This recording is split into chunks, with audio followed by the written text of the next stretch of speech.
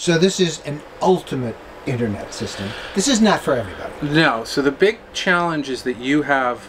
It's going to sit on top of your roof. It's going to be ready anytime you need it. Bring it inside the cabinet. So back here we've got a few connections, just a few. Starlink first test 253 down, 27.9 up. That's plenty fast enough to stream. Hands down, the most frustrating part of the RV lifestyle for Jen and me over the last 12 years has been the internet.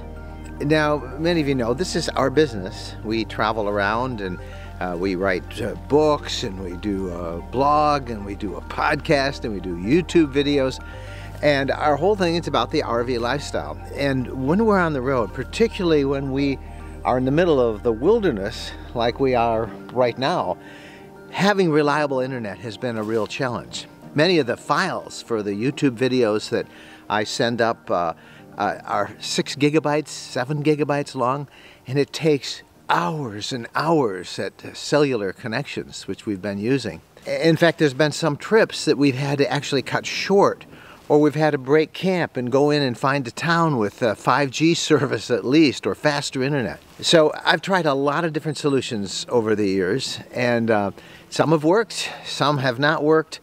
I've ended up paying for multiple accounts from different providers. I've had Verizon and T-Mobile and AT&T, and I've had MiFi cards and data cards and routers. But the situation is so critical now for us being able to travel and have the internet that I needed some real expert help. So I talked around some friends of mine, and the company that they told me to check out was called Mobile Must Have. So I had met them a couple of times in various RV events around the country, and so I called and explained my situation, and they came out, and I got to tell you right off the bat, this was not a cheap solution, but they devised an ultimate road warrior solution for me, and it is so neat that I wanted to document every part of the installation and then how well it works. So what follows, for those of you interested in this thing, is a pretty detailed look at the solution that we now have. So nothing really special on the box. These, you can pick up a waterproof electrical junction box like this one just about anywhere. What do you do with that box? So what we're going to do with this box is we're going to drill a hole in the bottom of the box, and we're going to install a 1.5 inch piece of PVC pipe.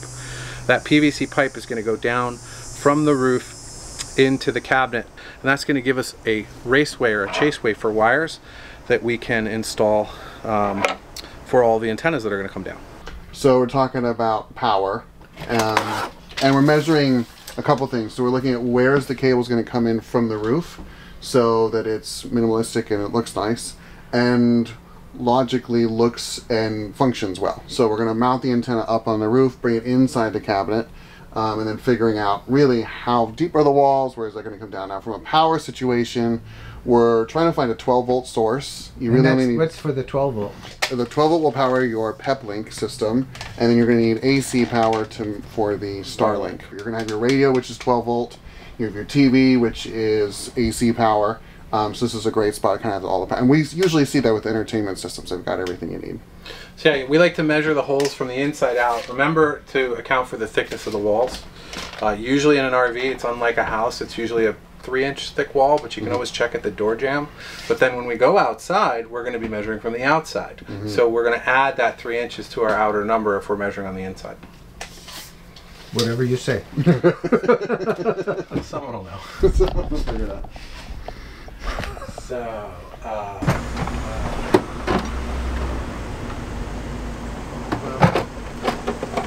So with the high performance flat mount Starlink antenna, we do a couple things different from the regular kind of dishy version. This is your power supply unit, and it will come with a router, but you actually don't need it. We're going to go directly from the power supply into the PepLink, so you just get faster speeds overall. Now you can also control a lot of your Starlink related stowing and power down and rebooting all from the Peplink now with their latest firmware. So lots of great options, and we'll mount this basically inside, one cable up to the antenna itself. Yeah, it's pretty simple. All right, so we're getting ready to put together, kind of pre-build our roof mount box. And this, we're using a 6-slot Icotech adapter here. We're going to install it right there. And then we're going to screw that down using the included waterproof rubber gasket there. And that's going to give us cable entry for the Starlink and for the roof antenna, but flexibility with these little ports, so that if we change this out to a different system down the road or later, we're going to have these little inserts that can be changed to any size wire. So a lot of flexibility without ever having to drill another hole in your roof.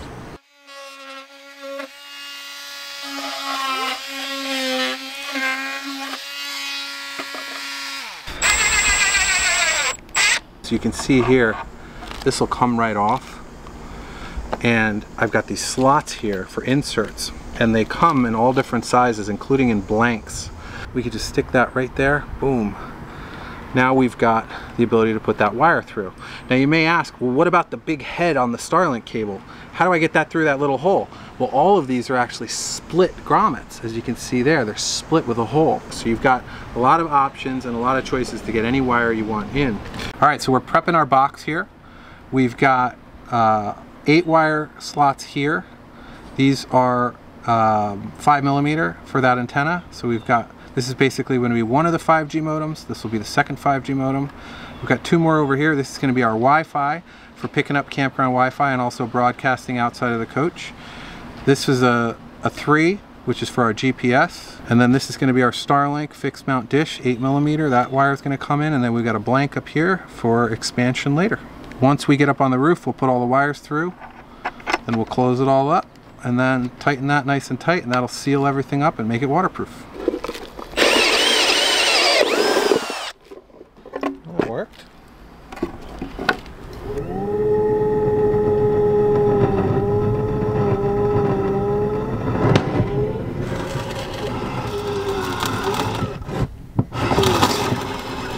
You're through. The pilot hole is down, and they are now measuring the height of the roof, and then they're going to put that PVC pipe. They're going to cut it to the right height, so it's just below the roof, where they can run in all of those other cables. There's a support beam just for the cabinet. It's just a random support beam that I'm going through on one side. No, well, you're about to. Yeah. They just screw it down too. So we're getting ready to put in the fun stuff. We got the Starlink fixed mount dish here. Yeah, this is the high performance flat mount Starlink antenna. No moving parts, so it's set up all the time. You don't have to worry about tear down and set up kind of on travel days. It does work in motion depending on which plan you have too, so this can be a great option. You'll notice you see like about double the surface area of the standard dish that you see, which gives you significantly broader aspect to the stars. It's 140 degrees angle. Yeah, so you can see a lot more. It just works a lot better in partial tree cover, and I love it. So what's this, Eric? All right, so this is our big, it's called the Great Pyrenees. All parsec antennas are named after dogs. So this is a big monster that we actually helped develop. A lot of people don't know that a 5G cellular modem has 4 antennas in it, and because we're setting Mike up with dual 5G, that means there's 8 cellular antennas inside this little dome, and then there's 2 Wi-Fi for picking up campground Wi-Fi and 1 GPS, so that you can hop on the website and see where the coach has been and check on stuff, kind of like a low jack. You can see there's some magnet feet here that allow you to adapt to different heights of a roof, and then you've got your big 11 cables coming down through here. We're going to add some nice nylon mesh tubing or kind of wrap to this to make it look nice and clean before we put it up. And then it's going to mount on a 12-inch by 12-inch piece of galvanized steel that we're just going to silicone down and die core. Again, no holes in the roof. That'll get us some really, really powerful cellular reception. To give you guys an idea, FirstNet, the AT&T first responder team, Verizon's emergency response team, California Highway Patrol, all use this antenna when they've got to get signal where there's no signal.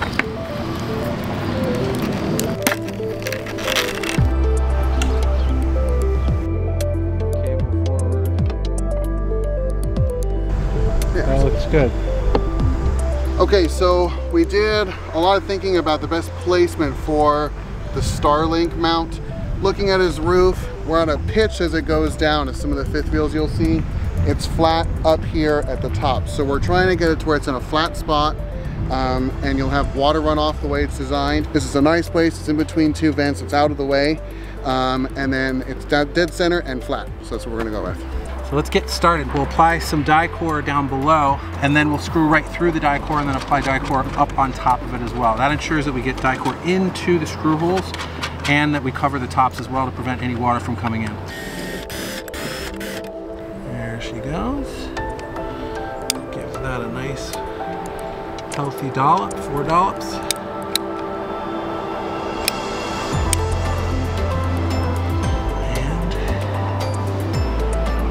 She goes.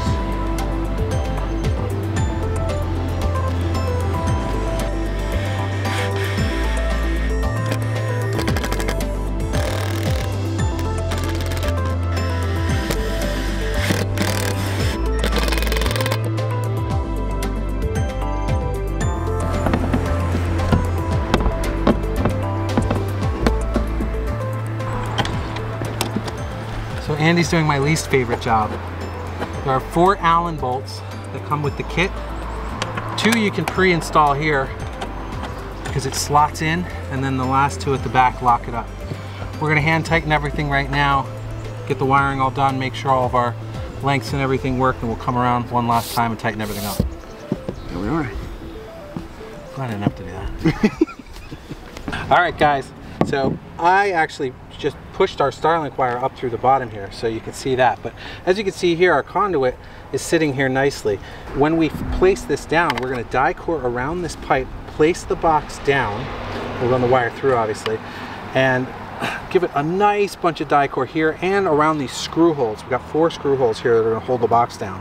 Now, because of the size of this hole and because it's going to be a future entry point for wiring and everything, we are going to screw this box down. It's a place where we really want to have a nice, good, tight seal because it's probably going to be reused more than once. Let's get to it.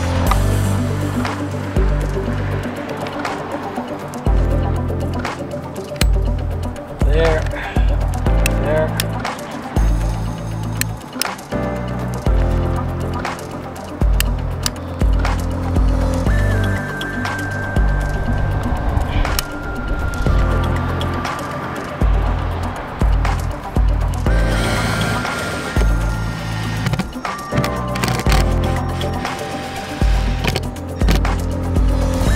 Look at that, how beautiful. Perfect, easy access for years to come. And a nice modular side port here, which you can just adapt to anything you need.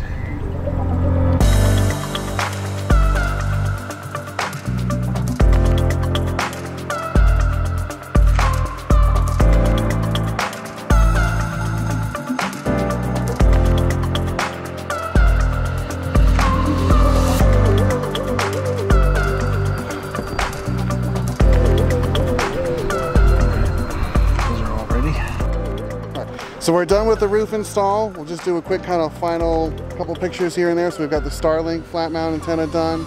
We've got the Great Pyrenees, Parsec Great Pyrenees antenna done and mounted. And then we also have everything going through our box with those fancy Icotech grommets.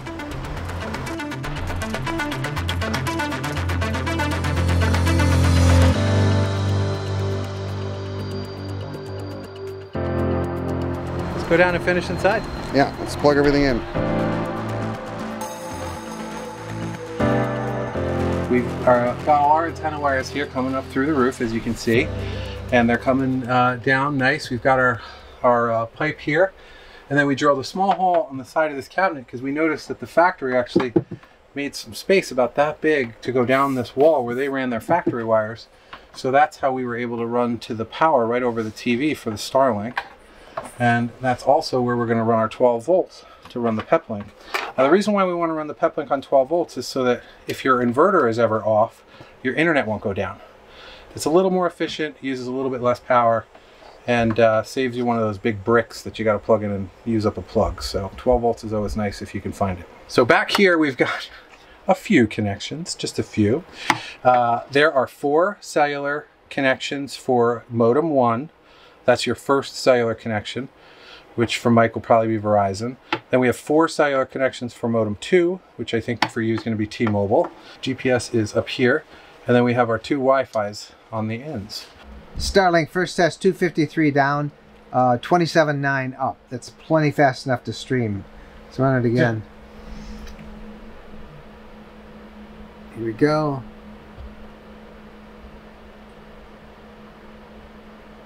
That's Starlink download. Yeah. Not bad. 240 downstream. So how do we set this up? Yeah, so I've set up 2 wireless networks for you. One is your kind of primary default network you'll use for streaming and whatnot. And what the router is set up to do is it looks at all the connections, and whichever one has the lowest latency, which is kind of like the fastest response time, it's going to default to. That usually means the fastest or the quickest connection. Then I have a second network that I set up that's called Fusion, and that network is going to combine all the connections together into one kind of unified connection. Use the Fusion for work, live streaming, anything where you have a critical connection where you know that if the Starlink or the cellular or something goes down, the other connections are going to pick up and work at the same time. Now, you can completely lose one connection, like offline, and you will not lose your Zoom call or your live stream. It will balance across all the connections. All right, this is the setup. It's all done. Yeah, it's a little high up, but we've got a step stool. So what I try to do is maintain as much of the cabinet space as possible. While also, I put the PepLink on this wall here because your SIM card slots are right here, so it's a little easier to access them here. I wanted to keep the cables coming up down from the roof here in a nice, tidy, neat little bundle. We've got our hole back there that goes down and grabs our power, and then this is our power transformer for the Starlink that provides us with Starlink power. So you see it comes down from the roof here into this box, which energizes the roof Starlink, and then out of here it comes out and it goes into the PepLink under the WAN port here. And that allows the PepLink to use the cellular and the Starlink and be a central kind of command center or hub for everything, so that you have one single place to manage all of the different connections. So this wall over here, this left wall, is actually hollow, and it's where Keystone ran the power wires probably for some lights up here. We found some wires in this wall. So it was a nice channel. Nice channel, and it meant that we didn't have to do anything where you'd see any wires. So if you actually flip over here, we pulled out the radio here and we're able to get to the factory chase right there to get our 12-volt power from here, and then we used the factory hole right here and got our 110-volt power right from this plug, which powers the television, and we were able to do it all without really any modifications. That's awesome. Yeah, and the key thing here is that you're on your one Wi-Fi network, and the PepLink's going to decide what connection you have to worry about. So let's just clear this all up again. If people know, we have 4 different ways of accessing the internet. 2 cellular, potentially 5G if they're both 5G. If one's 4 LTE, it'll be that. Starlink and Wi-Fi. Yep, you can connect with campground Wi-Fi as well. Sky's the limit. You can connect to anything. So this is an ultimate internet system. This is not for everybody. No. So the big challenge is that you have 2 5G modems. So that means your antenna is more expensive, and this cellular router is the top of the line. You're north of $2,000. So, and of course the Starlink system. Yes. So the extra high capacity, and that's $2,500. Yeah, you're probably at around $6,000 for this setup. For the nomad who has to be connected, this works. But for the rest of them, it's probably a bit of an overkill, particularly the weekend warriors and those who are more recreational RVers. I would say generally this would be for somebody who is generating revenue and income using the internet. And depends on it daily. Yes, if you're making money, I recommend you spend some money so that you don't waste time. Before we started this thing, I had 2 MiFi cards. I had an internet router and a Verizon account and a T-Mobile account and the Starlink account. I had 5 of them. And we have put all of those now into really one box, into one system. And for all practical purposes, I'm going to save money on this, really. Yeah, what I tell people is... At least on the monthly stuff. Yeah, not the equipment. So I know it sounds crazy, but think about like riding a bike. What makes riding a bike safe is the amount of points of contact your body has to the bicycle. I have 5 points of contact. So the internet is very similar. Everybody walks around with 1 point of contact, one connection to the internet, and they wonder why it's not reliable. And we say, well, you know, how's a unicycle? Is that particularly reliable? It's pretty hard to ride. It's not, it's very dangerous. That's similar to a single internet connection. When you step up to something like this, you have, like you said, up to 4 points of contact out to the internet that are all working at the same time. That's going to make it a lot more stable, to make it work better.